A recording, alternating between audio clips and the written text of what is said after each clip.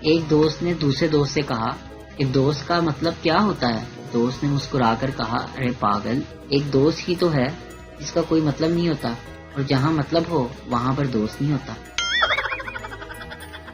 کچھ لوگ فساد کی جڑ نہیں بلکہ مکمل درخت ہوتے ہیں۔ تاریخ گواہ ہے، جتنی نصیحتیں ہم نے فیس بک، ٹویٹر اور انسٹا پر پڑھی ہیں، اتنی باپ دادا سے بھی نہیں سنی۔ ایک قیمتی مشورہ دوں آپ کو، سونے سے پہلے اپنے میسیجز اور چیٹ ڈیلیٹ کر کے سویا کرو۔ کہیں مرور گئے تو لوگ یہ نہ بولیں ایسا لگتا تو نہیں تھا۔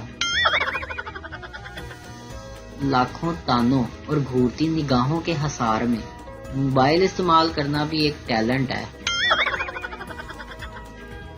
پاکستانیوں کی اکثریت اپنا غصہ دروازے پر نکالتی ہے، اسے زور سے پٹک دیتی ہے اور بیچارہ دروازہ سوچتا رہ جاتا ہے، میں کی کتا سی۔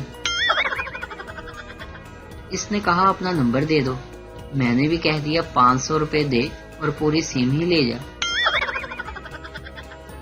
قدر کرو ان دوستوں کی جو تم سے 24 گھنٹے ذلیل ہونے کے باوجود بھی ناراض نہیں ہوتے۔ بابا جی کہتے ہیں کہ شادی شدہ حضرات اگر خوش رہنا چاہتے ہیں تو پہلے اپنے دل کی سنیں، پھر اپنے دماغ کی، اور اس کے بعد بھی وہی کریں جو آپ کی بیوی آپ کو کہتی ہے۔ ایک فیصلہ آبادی پودے لگا رہا تھا، میں نے اس سے جا کے پوچھا، بھائی یہ پودے نرسری سے لیے ہیں؟ کہتا نہیں، پریپ چم۔ دو لڑکیاں ملاقات ہونے پر ایک دوسرے سے کہتی ہیں، پہلی لڑکی ہائی سویٹ ہارٹ، دوسری لڑکی لو یو، اور پیٹھ پیچھے کہتی ہیں، پہلی لڑکی یہ سست مچھلی تھی، دوسری لڑکی یہ کمینی تھی۔ دو لڑکے ملاقات ہونے پر ایک دوسرے سے کہتے ہیں، پہلا لڑکا کیسا ہے کمینے، لال شرٹ میں تو پورا میراثی لگ رہا ہے۔ دوسرا لڑکا شرم کرو، اپنے ابو سے مذاق کرتے ہو۔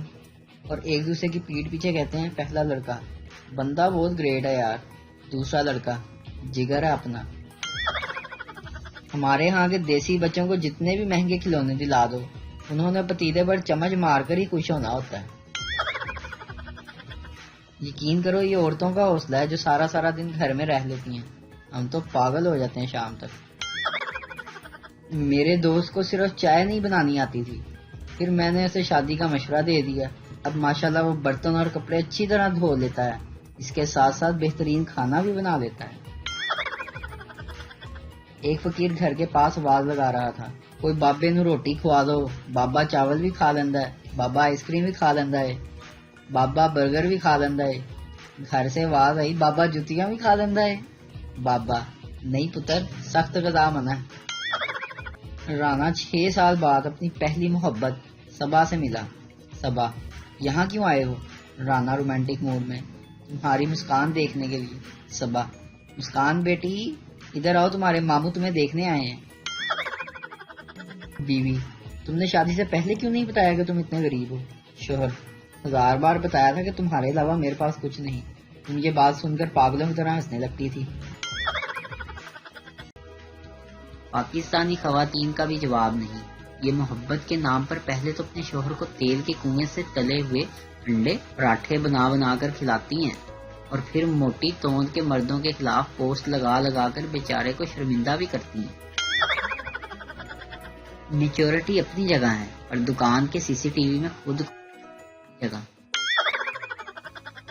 وقت پر شادی کر لینی چاہیے، نخرے نہیں، ورنہ میرے محلے میں ماسٹر عتیق صاحب رہتے ہیں، 44 سال کی عمر میں ان کی شادی ہوئی۔ ایک دن فرماتے ہیں کہ جب میں 23 سال کا تھا تو ڈائری میں 40 ایسی خوبیاں نوٹ کی جو میری متوقع بیوی میں ہونی چاہیے۔ وقت گزرتا گیا لیکن ایسی بیوی نہ مل سکی جس میں 40 خوبیاں ہوں، اور ماسٹر عتیق ہر سال 1-2 خوبیاں کاٹتے رہے کہ چلو یہ خوبیاں نہ بھی ہوں تو لڑکی قبول ہے۔ بالآخر 40 سال ہو گئے اور ڈائری میں صرف ایک خوبی لکھی رہ گئی، پتہ ہے کون سی؟ عورت ہو۔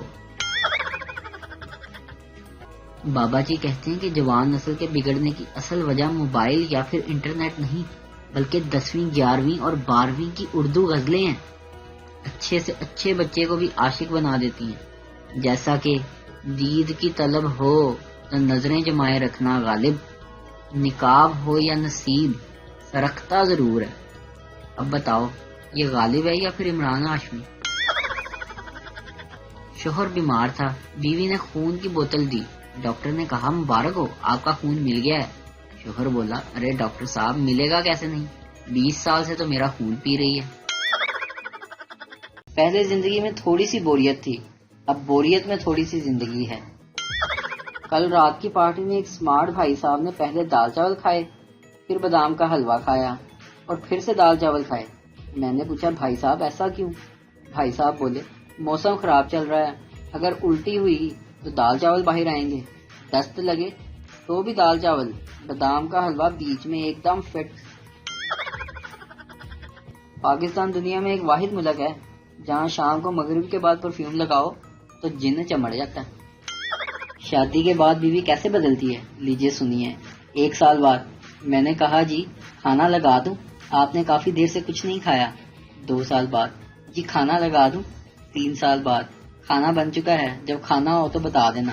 4 سال بعد کھانا بنا کر رکھ دیا ہے، میں ذرا پڑوس میں جا رہی ہوں، جب بھوک لگے کھانا نکال کر کھا لینا۔ 5 سال بعد میں کہہ رہی ہوں آج مجھ سے کھانا نہیں بنے گا، ہوٹل سے لے آؤ۔ 6 سال بعد جب دیکھو کھانا کھانا کھانا، ابھی صبح ہی تو کھایا تھا۔ 7 سال بعد میں کتنی دیر سے پوچھ رہی ہوں کھانا تیار ہوا یا نہیں۔ میرے بیٹے نے مجھ سے پوچھا بابا اتنا تیار ہو گئے کہاں جا رہے ہیں؟ میں نے آگے سے ہنس کے جواب دیا چھت پہ۔ ایک دن ضرور آئے گا کیونکہ 2 دن ایک ساتھ نہیں آتے، سوچا آپ لوگوں کو بتا دوں۔ لو جناب، پاکستان نے چائنا سے آنے والی بیماری کا نسخہ نکال لیا ہے۔ اس کلینک کا نام ہے شان کلینک، جہاں 1000 روپے میں بھاپ لے کر آپ اس بیماری کو بھگا سکتے ہیں۔ جیسے ہی یہ اشتہار مشہور ہوا پھر پاکستانی پولیس نے شان کلینک والے کی بڑی شان سے دھلائی کی۔ پاکستانی لاجک، جن کے ہاتھ گرم ہوتے ہیں وہ وفادار ہوتے ہیں اور جن کے ہاتھ ٹھنڈے ہوتے ہیں وہ بے وفا ہوتے ہیں۔ میرے خیال میں عورت اور مرد میں زیادہ فرق نہیں۔ عورت میں 5 منٹ میں تیار ہو جاتی ہوں، مرد میں 5 منٹ میں آیا، ایک برابر۔ بیٹھ جاتا ہوں وہاں شادی کی بات ہو رہی ہو جہاں۔ ٹانگیں زیادہ لمبی ہیں بے شک تھوڑی کٹوا لیں، لیکن کبھی کسی کے کام میں مت اڑائیں۔ مرد اپنے 100 دلائل سے وہ کام نہیں کروا سکتا جو لڑکی ایک پلیز کہہ کے کروا لیتی ہے۔ پہلے نمبر پر آتی ہے غلط سوچ، دوسرے نمبر پر آتی ہے بہت غلط سوچ، پھر آتی ہے ڈھیر سارا کھانا کھا کے گرین ٹی پی کے سلم ہونے والی سوچ۔ ایک لڑکا چھپ کر کافی دیر سے فون پر ایک لڑکی سے بات کر رہا تھا۔ خاندان کے ایک بزرگ نے دیکھا تو بولے بیٹا کیا یہ ہماری تہذیب ہے؟ لڑکا یہ دوسری گلی میں رہنے والی بلقیس ہے۔ بیوی میں تم سے بات نہیں کروں گی۔ شوہر ٹھیک ہے۔ بیوی کیا تم وجہ نہیں سننا چاہتے؟ شوہر نہیں، میں تمہارے فیصلے کی عزت کرتا ہوں۔